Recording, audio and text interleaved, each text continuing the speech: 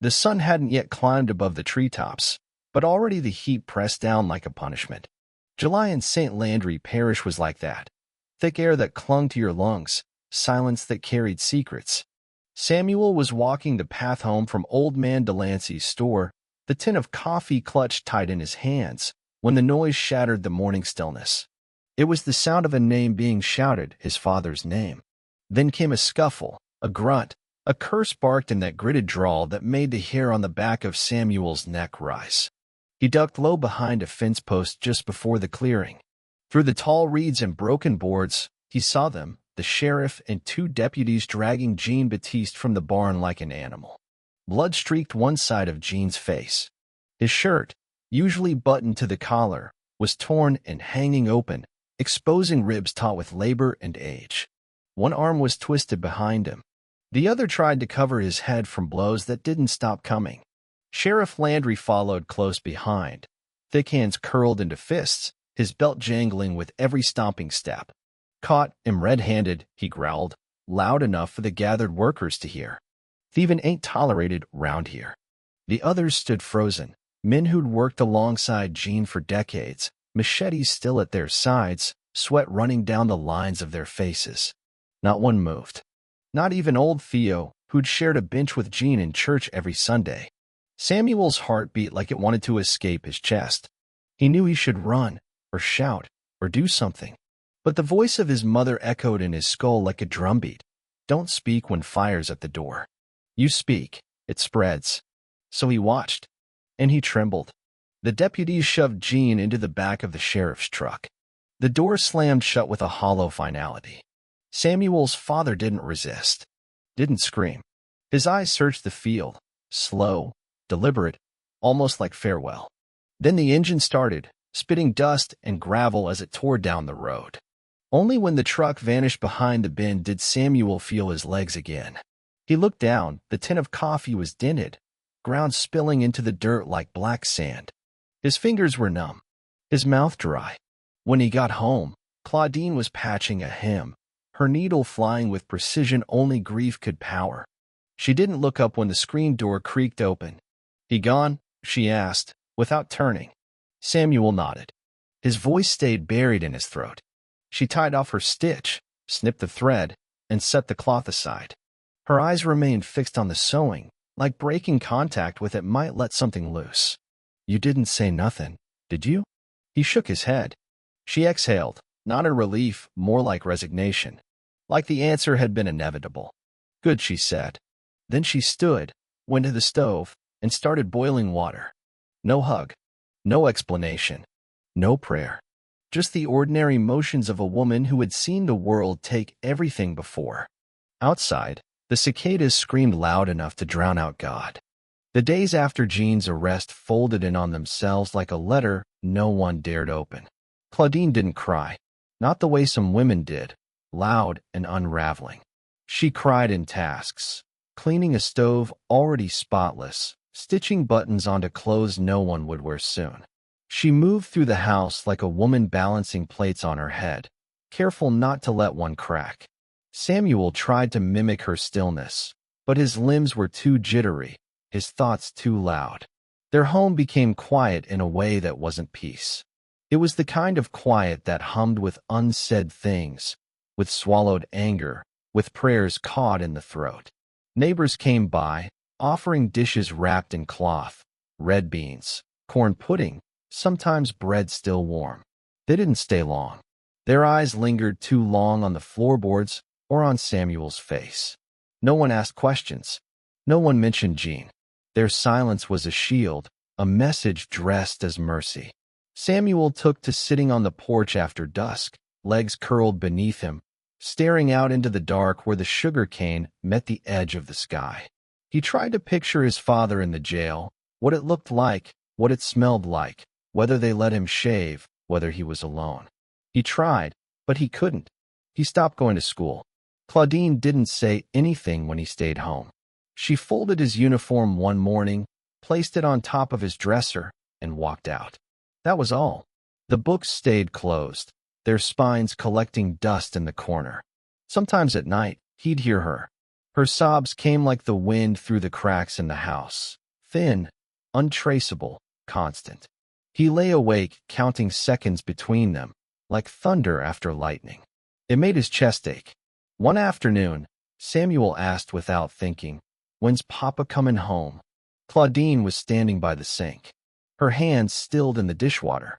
"When they done making an example of him," she said, not turning. "But he didn't do nothing." "I know that. You know that." She finally turned, her face hard, her mouth flat. "But that don't matter." He waited, but she didn't say more. "I could tell someone," he said quietly. "The people at church. Reverend Bell. Maybe even." "You'll do no such thing." Her voice cracked like a whip. She stepped toward him, eyes wide with something deeper than fear. Her hand hovered in the air before dropping slowly to her side.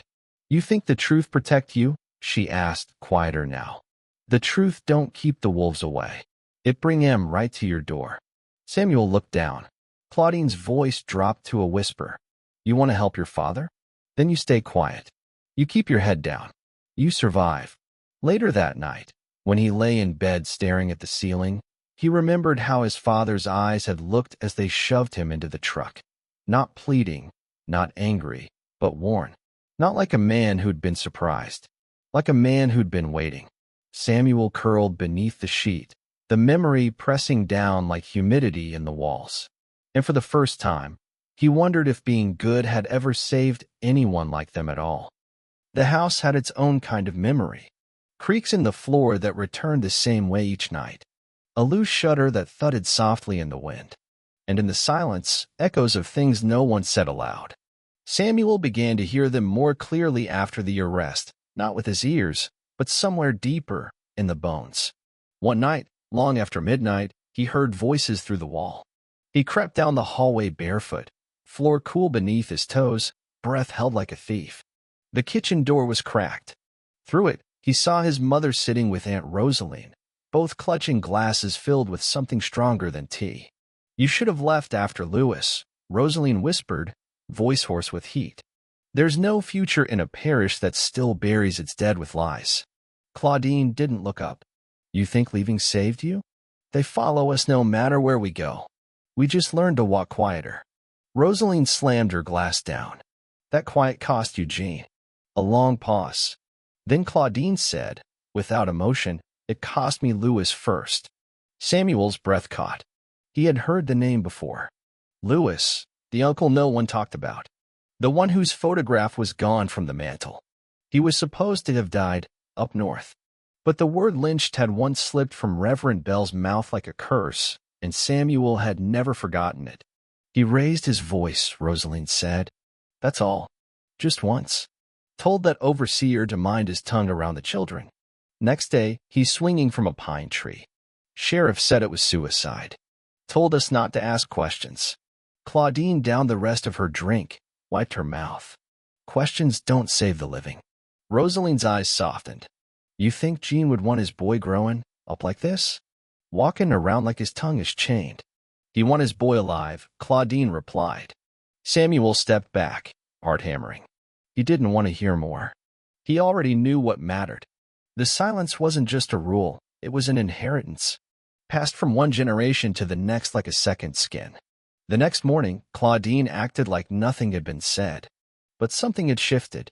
Samuel started drawing again, on scraps and margins, on the backs of church programs. Faces mostly. His father's. His own. Sometimes unfamiliar ones. But the expressions were always the same: clenched jaws, burning eyes. People holding in a scream they'd never let out. One afternoon, he sketched his father standing beneath an open sky, arms at his side, and behind him a wall of cane on fire. The flames rose around him like a halo, devouring the past. He stared at the drawing a long time, then folded it and slid it beneath his mattress. That night, he dreamed of the tree where Lewis had died, not as it was, but as it should be, covered in lanterns, surrounded by people who refused to look away. He woke with sweat on his brow and a new word planted in his chest: resist. It was a Sunday when Mr. Jackson first arrived, just before the second hymn. He didn't walk like someone from around there, too upright, too sure. His clothes were plain, but his shoes were polished, and his eyes scanned the congregation like he was memorizing it. Some of the older men stiffened when he sat down. The women whispered softly behind fans and lace. After service, he spoke briefly to Reverend Bell, just a few words. But that was enough for rumors to take root. He was from New Orleans, they said, taught in a school that got shut down for teaching outside curriculum. Others claimed he worked with lawyers now, the kind that came with paperwork, not guns. Samuel watched him with quiet fascination. There was something in the man's calm, something beneath the surface, like he was carrying a fire under his coat.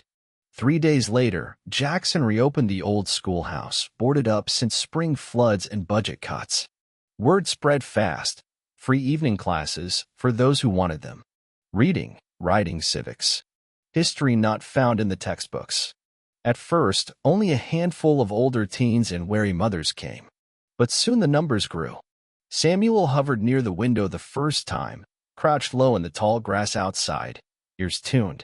Inside, Jackson spoke names like spells, Sojourner Truth, James Baldwin, Bayard Rustin. In places, Birmingham, Greensboro, Little Rock. He spoke of pain, yes, but also of pushback, of voices rising where silence had ruled.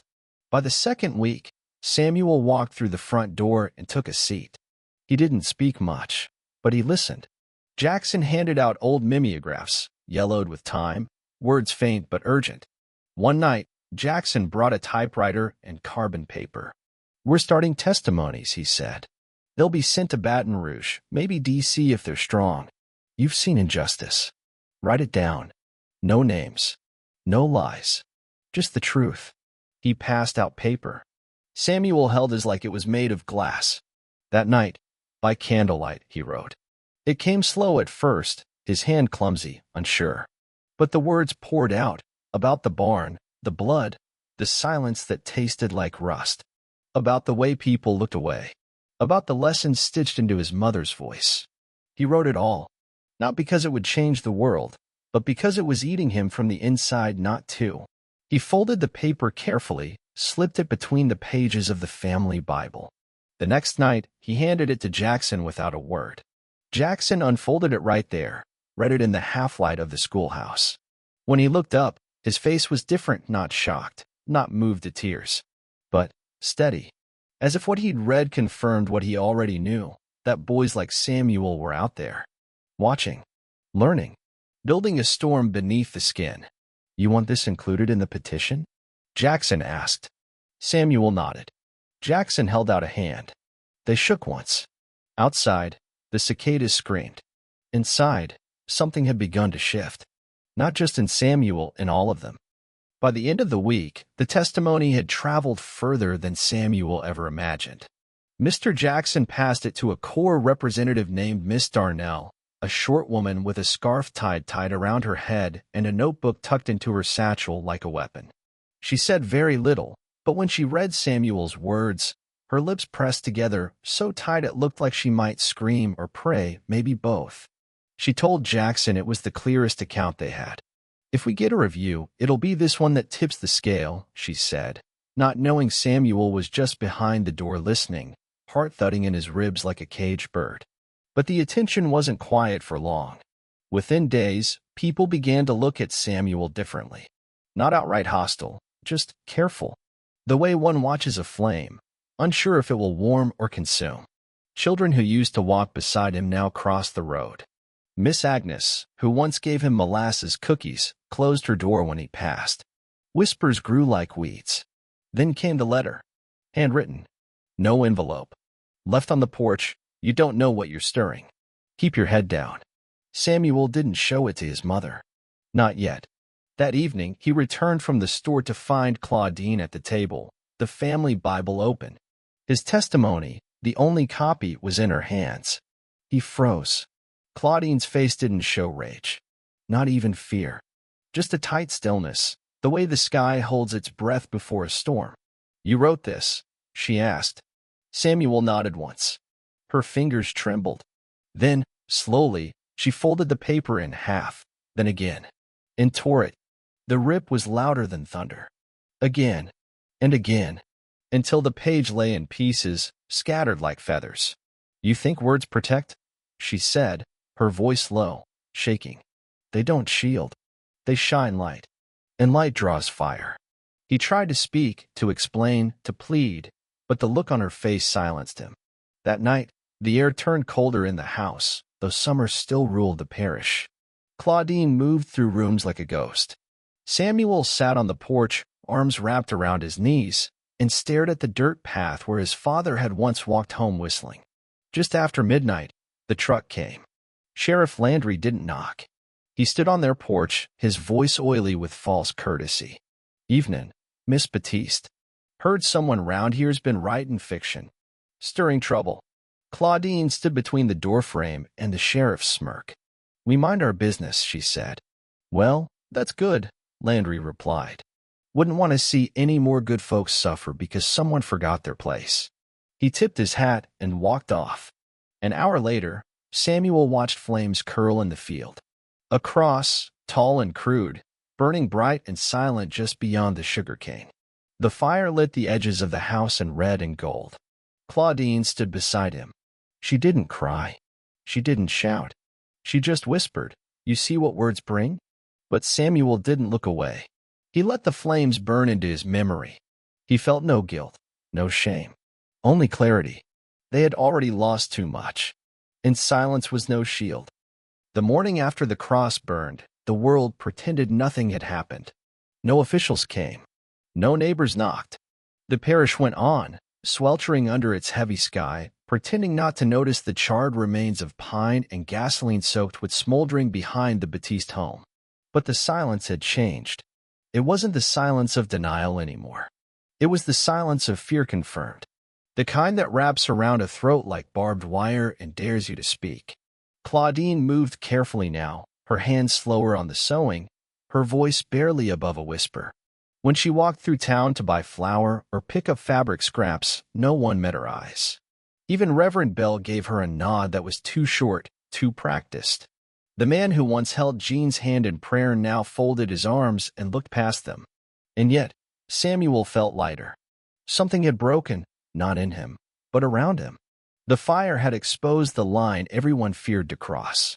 And he had crossed it, and he was still standing. He visited the schoolhouse again. It was quieter now. No Jackson. No more papers or names being passed. Cor had pulled back after the threat, after the call started and the pastor's porch was vandalized. Too hot right now, they said. Wait it out. Protect the children. But Samuel wasn't a child anymore. Not in the way they meant. He sat alone in the schoolhouse one evening, the smell of chalk and dust clinging to the wood, and pulled out a fresh sheet of paper. He rewrote everything. The barn. The deputies.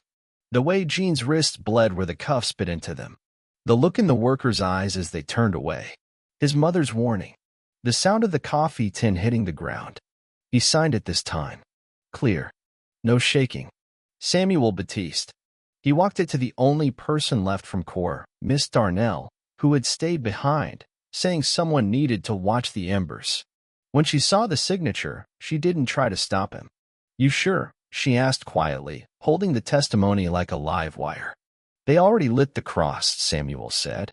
Might as well give them a reason. She didn't smile, but something softened in her face.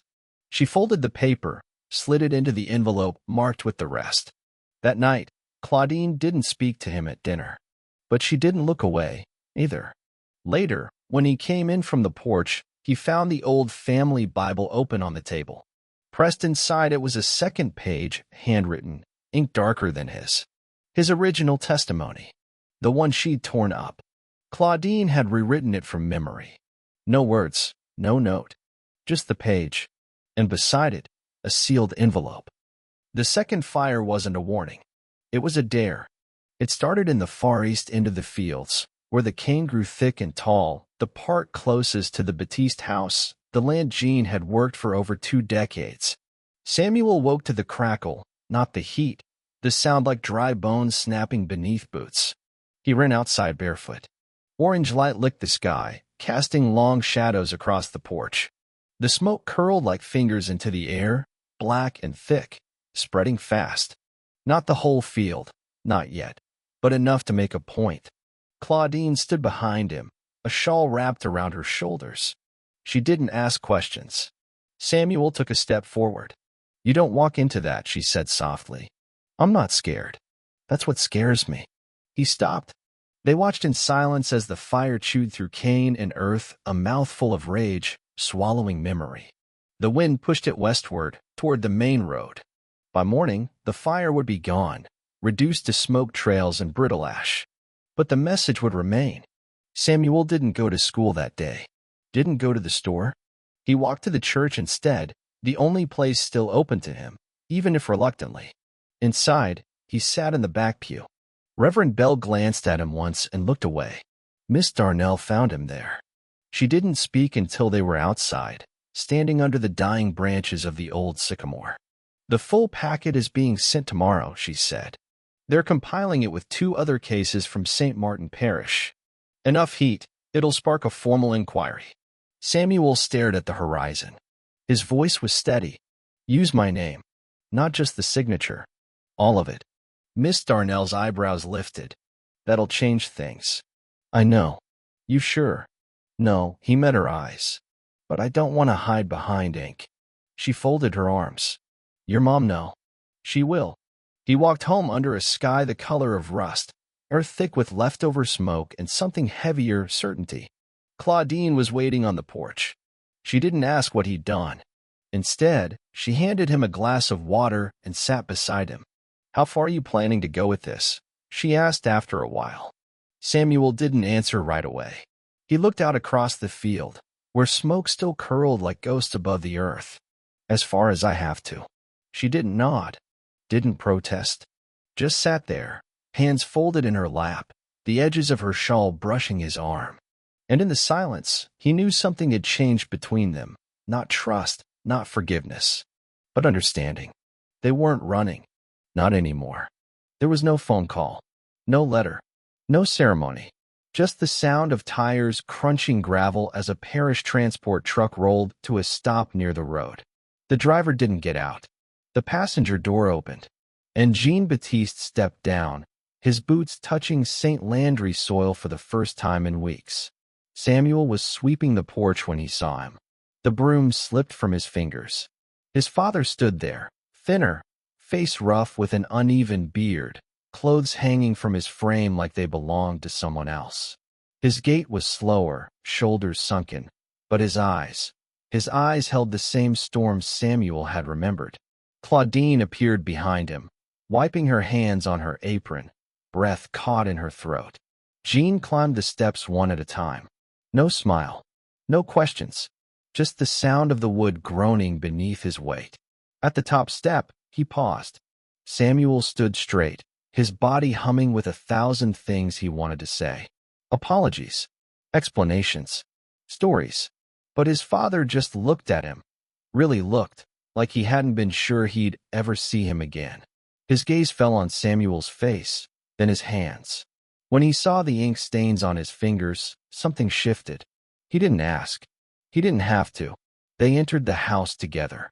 Claudine closed the door behind them. That evening, no one cooked. No one ate. They just sat, the 3 of them, in the living room with the windows open and the dusk settling in like a sigh. Outside, the cane fields were quiet, the scorched patch still visible from the porch. Jean didn't talk about the jail, didn't say a word about the bruises on his ribs, the long days, the longer silences. But when Claudine brought him a warm cloth for his face, he touched her hand gently, without words. After she went to bed, Jean and Samuel walked. They didn't speak as they passed the edge of the property, their steps slow, careful, like they were afraid of waking something buried. The wind carried the scent of ash and wet earth, and fireflies danced in small, trembling circles above the grass. They stopped at the edge of the field. Jean stared at the blackened ground, arms folded, jaw tight. "You wrote it?" he asked. Samuel nodded. Jean took a breath, so deep it sounded like it came from years ago.